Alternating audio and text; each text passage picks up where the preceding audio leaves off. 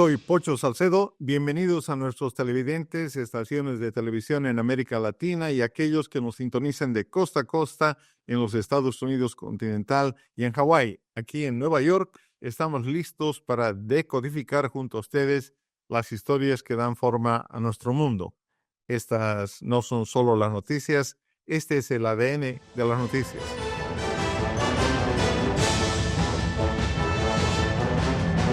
$786 días de viaje en el espacio, 7.900 millones de kilómetros recorridos, 280 gigabytes de datos recopilados y 100.000 imágenes o más tomadas forman parte de la historia de la misión Rosetta de la Agencia Espacial Europea, cuya misión era llegar al cometa 67P y dejar caer una sonda sobre su superficie para estudiarla desde su órbita. El empeño tenía como propósito general comprender no solo los cometas, sino también el origen del universo. Entre las preguntas que rondaban en la mente de los científicos de la misión estaba si el agua del planeta Tierra provenía efectivamente de un objeto que circulaba por el universo.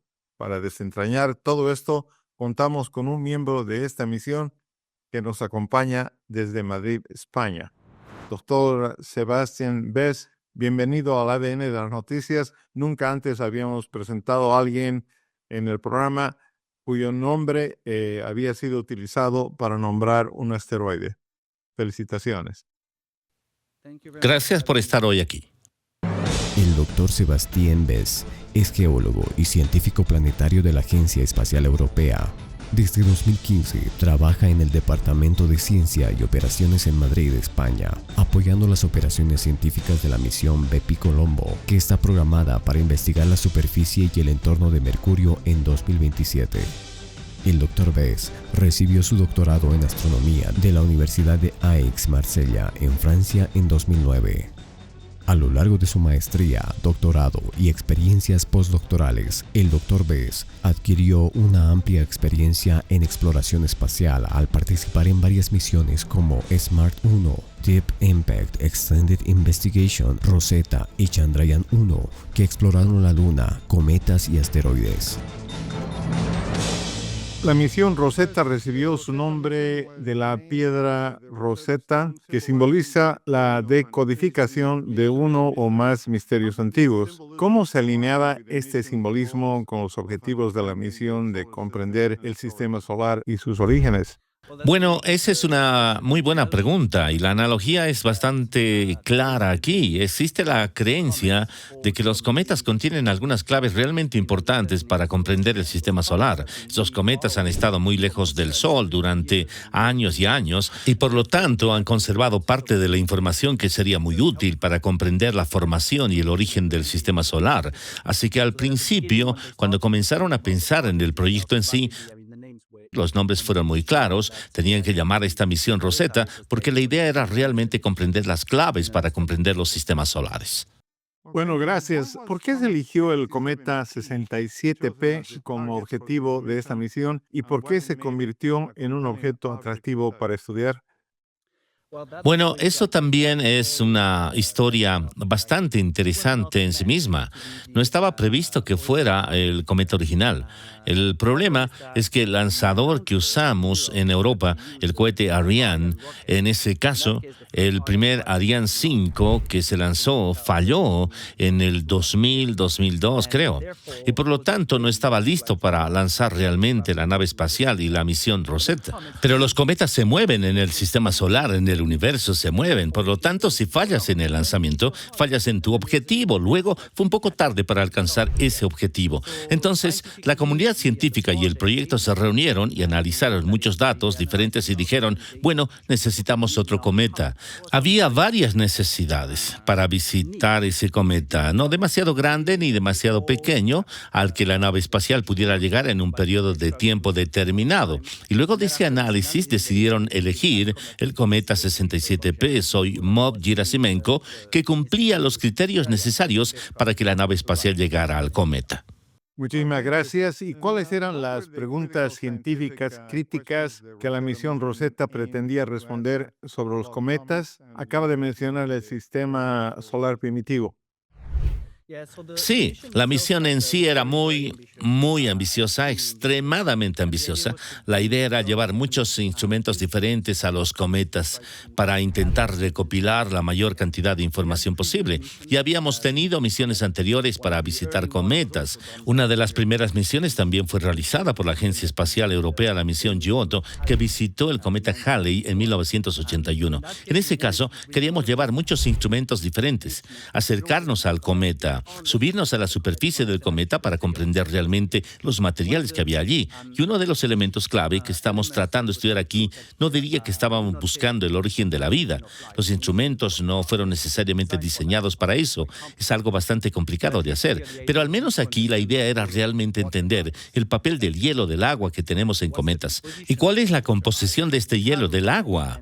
De lo que hay en su alrededor, y podrían estos cometas traer vida a la Tierra. Esto ya ha sido una teoría en el pasado. Bueno, usted mencionó el estudio del agua y siempre se creyó que los cometas eran los precursores de los océanos aquí en el planeta Tierra. ¿Cuál fue el resultado de esa misión? ¿Cuál fue su interpretación? Y si efectivamente era así o no. El agua del cometa tiene algunas características específicas y se puede medir en qué se diferencia del agua que tenemos en la Tierra, en Marte y en Venus. Hemos realizado algunas mediciones en todos estos objetos del sistema solar y vemos viabilidad del tipo del agua que tenemos. Estamos estudiando específicamente la relación del hidrógeno y deuterio y teníamos muy pocas mediciones de estos elementos en los cometas. Por eso, una de las partes clave de la misión Rosetta fue contar con los instrumentos necesarios para medir esto. Si la relación deuterio-hidrógeno fuera cercana a los valores de la Tierra, eso podría ser una señal de que en realidad el agua del cometa es la misma que el agua de la Tierra, o tal vez los cometas. El agua llegó a la Tierra, hicimos estas mediciones y no encontramos exactamente el mismo valor que en la Tierra. Eso era diferente. Los científicos llegan a la conclusión de que, bueno, esa agua no es 100% la que tenemos en la Tierra. Hay otros cometas que encontramos valores un poco más cercanos a los que tenemos en la Tierra, por lo que todavía hay un debate, y no necesariamente que los cometas trajeron todo el agua a la Tierra, pero sí una cantidad significativa de agua tal vez. Y esto es lo que todavía estamos intentando entender aquí, pero sin duda no todo el agua proviene del cometa y necesariamente no del 67P Soimov Gerasimenko. Oh, muchas gracias. Qué interesante la misión Rosetta, como usted indicó. No comenzó cuando debía hacerlo por razones que estaban más allá de lo que ustedes estaban dispuestos a hacer. Y estoy seguro de que la misión también enfrentó otros desafíos como navegar en el espacio profundo y aterrizar en un cometa. ¿Cuáles fueron los momentos más difíciles durante la misión y cómo los superó el equipo? Tal vez todos ellos supusieron un desafío en algún nivel. Cambiar, quiero decir, hay que tener en cuenta que además de la nave espacial Rosetta, estaba en el módulo de aterrizaje Philae, una pequeña caja que debía aterrizar en el cometa, diseñada para hacerlo en un cometa específico. El simple hecho de cambiar los cometas ya era un desafío enorme para ellos. ¿Seremos capaces de aterrizar como lo deseábamos? Puede que eso suene un poco sorprendente para la audiencia y para todos, pero uno de los momentos que sé que fue el más desafiante y quizás el más aterrador es que la nave espacial se adentraba tanto en el espacio que hubo un momento en el que tuvimos apagar completamente la nave espacial durante 2 años y tuvimos que esperar para que la llamada de atención automática después de 2 años funcionara perfectamente. Y así fue, pero puedo asegurarles que todos estábamos muy estresados por ese momento. Fue todo un desafío. La otra gran parte del desafío, al menos para mí como científico planetario, fue ver los desafíos más complicados en lo que mis colegas están haciendo para ayudarnos aquí. Fue llegar al cometa y comenzar a orbitarlo. Tienes que darte cuenta de que estás conduciendo hacia algún lugar y en realidad no sabes hacia dónde estás conduciendo. Conoces las direcciones, conoces los puntos finales, pero no tienes idea de cómo se ve. Imagínate que vas a la playa y no sabes si vas a tener sitio para aparcar o no. Así es básicamente como hemos acabado aquí. Por suerte, los ingenieros y todos nuestros colegas en ESA, Alemania, se encargan de ello. Hicieron un gran trabajo para garantizar que entráramos en órbita del cometa, pero todo el mundo estaba muy estresado por ello. Era algo realmente nuevo. Bueno, muchísimas gracias. Bueno, es un detrás de la escena del que normalmente no nos enteramos, pero mencionó el módulo de aterrizaje. Fue un aterrizaje dramático porque rebotó varias veces antes de asentarse. ¿Qué pensó el equipo en ese momento y qué impacto tuvo en la misión en general?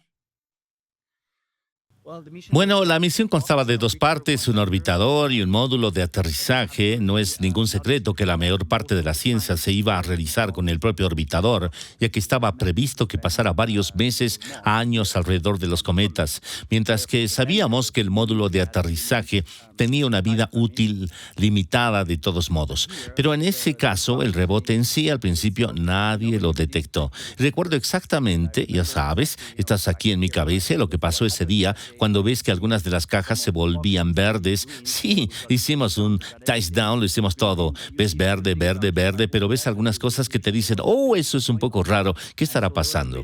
¿Qué está pasando? Y había una atmósfera muy específica al llegar a ese aterrizaje. Por suerte, terminamos en un lugar seguro. Por eso fue muy, muy, muy complicado. Podríamos haber escapado completamente del cometa y luego perderlo. Recuerdo que cuando volví a casa por la mañana vi las fotos y pensé, wow, genial, lo logramos. Fue un momento muy especial. Bueno, puesto a que sí, además la misión Rosetta reveló que el cometa 67P tenía lo que ustedes llaman una forma de patito de goma y una estructura extraña. ¿Cuál fue la importancia de ese descubrimiento y qué nos dijo sobre la formación del cometa? Este es el patito de goma que hay aquí. ¿Lo tienes? Bueno, rápidamente quiero decir, a mucha gente le gusta empezar a especular sobre lo que eso significa en sí. Y una gran parte de esto es como si fueran dos objetos que realmente chocan y se pegan y forman esa forma.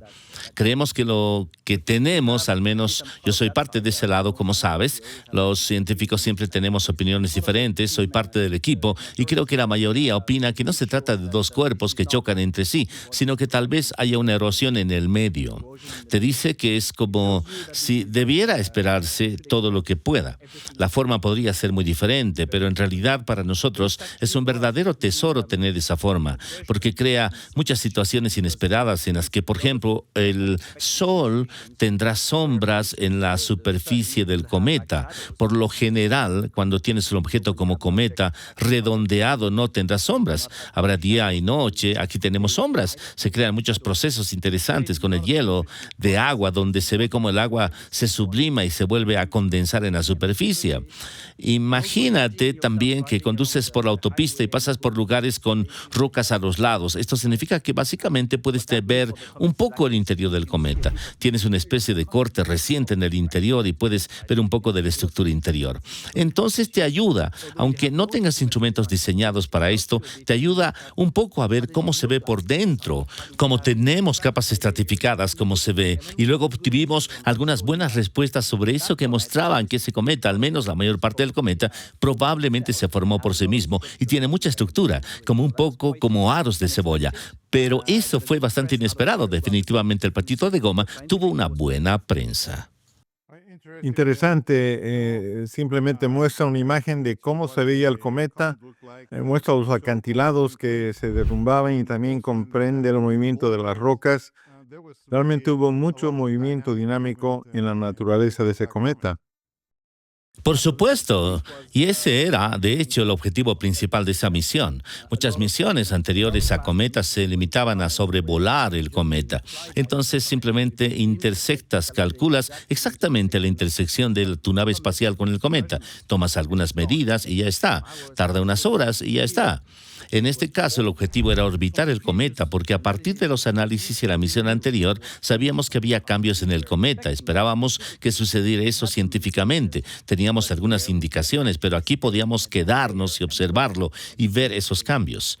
El acantilado se derrumbó por completo, dejando al descubierto el hielo de la superficie, viendo los chorros de gas que salían del cometa en ese momento, viendo, como usted dijo, esas grandes rocas moviéndose. En realidad, no tenemos una película, como la gente podría esperar, de esas rocas rodando, pero tenemos una secuencia de imágenes que muestra cómo se mueven esas cosas, y son muy importantes porque realmente nos dicen mucho sobre la naturaleza del cometa en sí, qué tipo de material es, cuál es su resistencia. Explica muchos aspectos de la física física y el origen de los cometas, así que fue muy interesante poder rastrear los elementos que se movían en el cometa, pero al mismo tiempo también fue un problema de seguridad. Sebastián, muchas gracias. Hemos llegado al final de este primer segmento y regresaremos enseguida.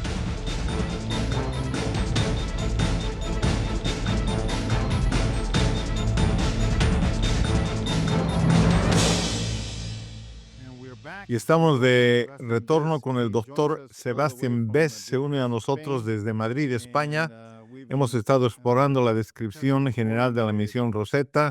En nuestro primer segmento mencionó muy rápidamente esta hibernación que tuvo lugar durante años.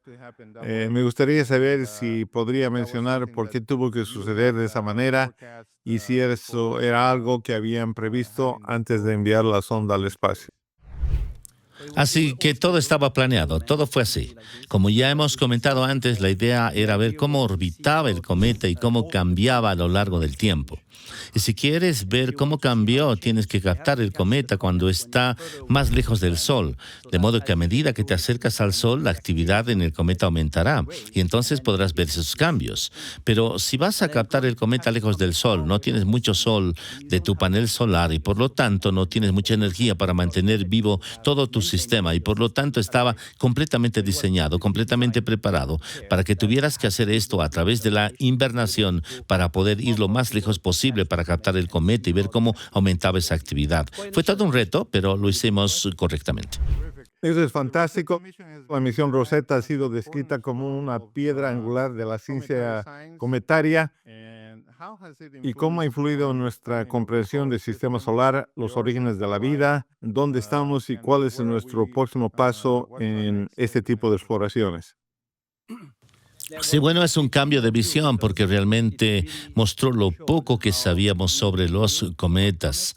Muchas de nuestras ideas eran correctas en el concepto en sí, pero entramos en detalles sobre cómo los cometas son pristinos y preservan algunos materiales.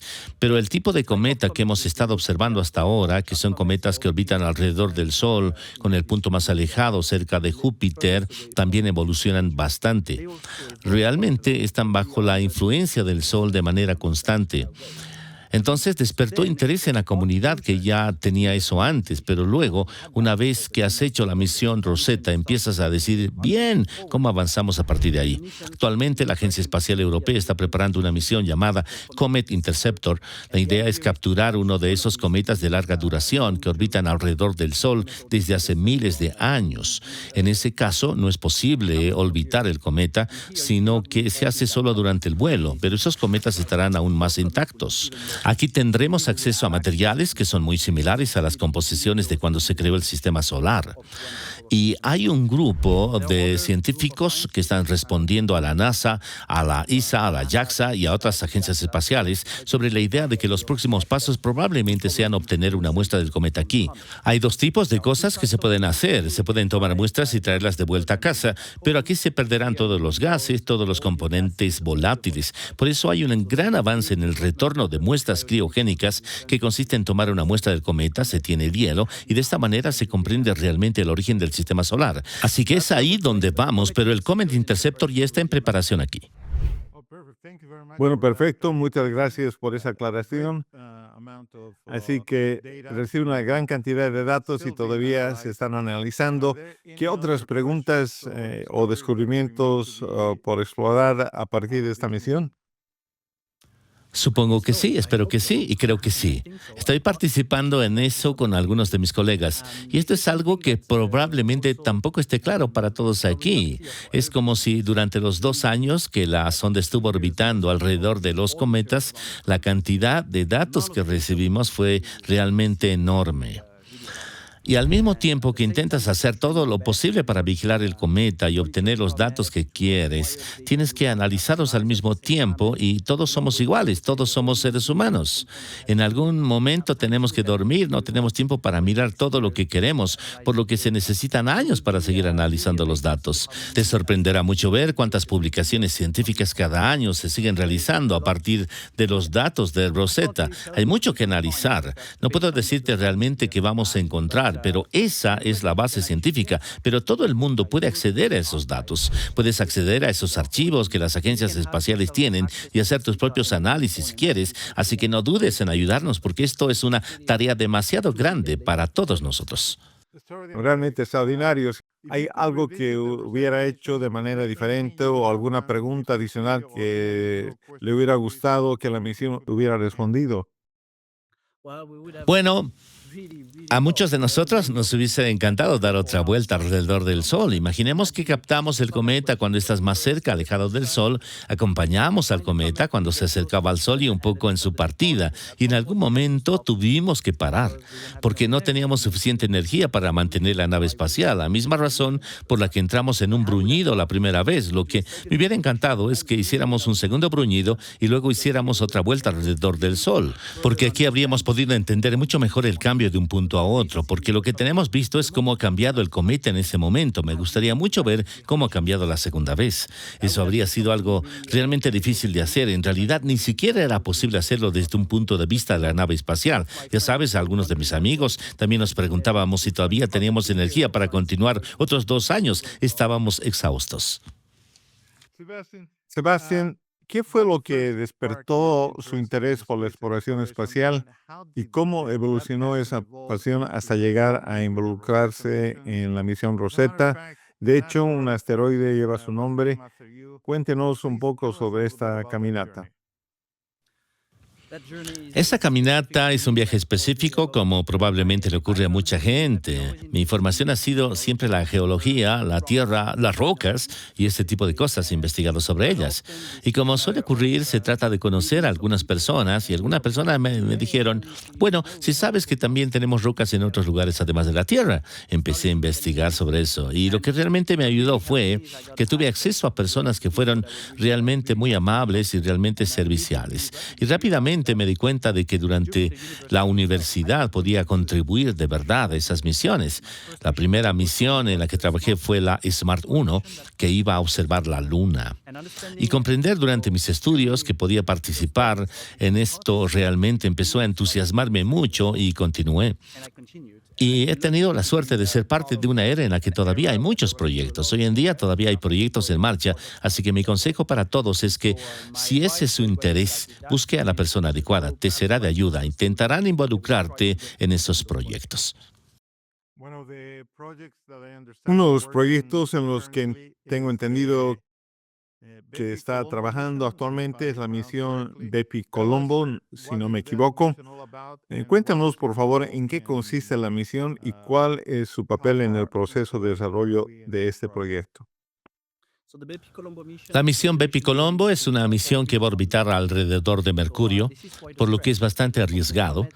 Pasamos de los cometas, que son los objetos más pristinos y alejados del Sol, a los más cercanos al Sol, Mercurio. Pero también es una misión muy importante que nos ayuda a entender el propio Mercurio. Es necesario entender el objeto más lejano y más cercano. Bepi Colombo se lanzó el año 2018 y todavía no ha llegado. Es un largo viaje para ir a Mercurio porque tienes el Sol al lado. No quieres acabar en el Sol, quieres ir a Mercurio, así que tienes que tomarte tu tiempo. Llegaremos allí a finales del 2026, comenzaremos nuestras observaciones científicas durante probablemente 2 años alrededor de Mercurio, a partir del 2027. Mi papel en ese proyecto es que soy un científico aquí y me ocupo de la estrategia de las operaciones, tratando de asegurarme de que nuestros científicos colegas que están en diferentes universidades de Europa obtengan lo mejor que necesitan de esas misiones, que obtengan exactamente la observación científica que necesitan para comprender los misterios de Mercurio. ¿Podría contarnos un poco sobre la colaboración que se lleva a cabo entre científicos de Europa, de los programas de la NASA, aquí de Asia, de Europa y de China? ¿Cómo funciona esa colaboración?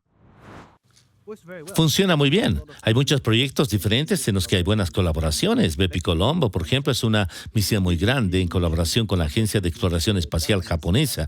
Programa Bepi Colombo son 2 naves espaciales, una de Europa y otra de Japón, que trabajan juntas para viajar a Mercurio y comparar sus datos científicos. Mantenemos un intercambio regular con nuestros colegas japoneses para asegurarnos del progreso de las misiones. Y cuando llegue la fase científica de las misiones, intercambiamos información entre los científicos para comprender comparar nuestros resultados y combinarlos. Por ejemplo, la propia Rosetta también fue fruto de una buena colaboración entre numerosos países europeos y también con los estadounidenses. La NASA fue un socio importante, contaba con instrumentos dedicados a observar el cometa junto con la NASA. De la misma manera, se intercambia información con los homólogos en el sitio de la NASA para asegurarse de que todo vaya por buen camino. Bueno, para terminar, tenemos un par de minutos. ¿Qué hubiera deseado saber al principio de su participación en la exploración espacial y la geología y los estudios que tiene ahora? ¿Que hubiera deseado saber al principio de su caminata profesional y que le hubiera hecho la vida mucho más fácil y le hubiera permitido prepararse mejor? Bueno, una cosa que creo que eso es justamente lo que su programa está aportando, saber que es factible, saber que existe. En realidad, eso no fue algo fácil. Cuando hice mis estudios universitarios hace 20 años, ya sabes, no había tantos medios de comunicación como hoy. Y saber que existe la exploración espacial no era algo realmente accesible ni fácil de entender. Tuve suerte, como mencioné, de encontrar a las personas adecuadas que me llevaron en esa dirección. Pero esto es algo que espero que para esta generación de hoy sea más fácil, que haya oportunidades, que haya acceso a esos programas y que puedas participar. Lo que también me hubiera gustado aprender es que para realizar una misión espacial, a un cometa, a Mercurio, a lo que sea, se necesita mucha gente diferente. Y aquí se necesitan casi todos los perfiles.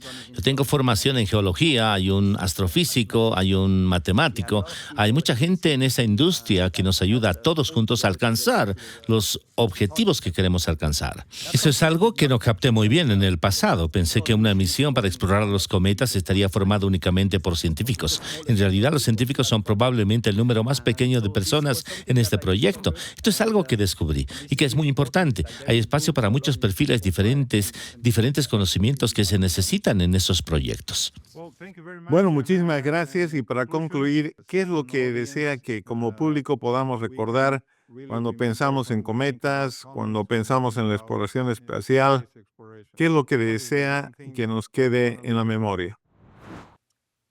Antes de saber siquiera que podíamos hacerlo, nos dijimos que aterrizaríamos en un cometa. Nunca lo habíamos hecho. Nadie lo había hecho antes. No sabíamos cómo hacerlo y en cierta medida simplemente no nos importaba. Somos como somos. Vamos a trabajar todos juntos y lo vamos a lograr. Y realmente lo hicimos. Bueno, esa es una lección que se podría aplicar en todos los ámbitos de nuestras vidas. Muchas gracias, doctor Sebastián Bess. Ha sido un honor. Espero que vuelva al programa pronto. Muchas gracias. Muy amable. Ha sido un honor, un placer tener este diálogo contigo. Gracias.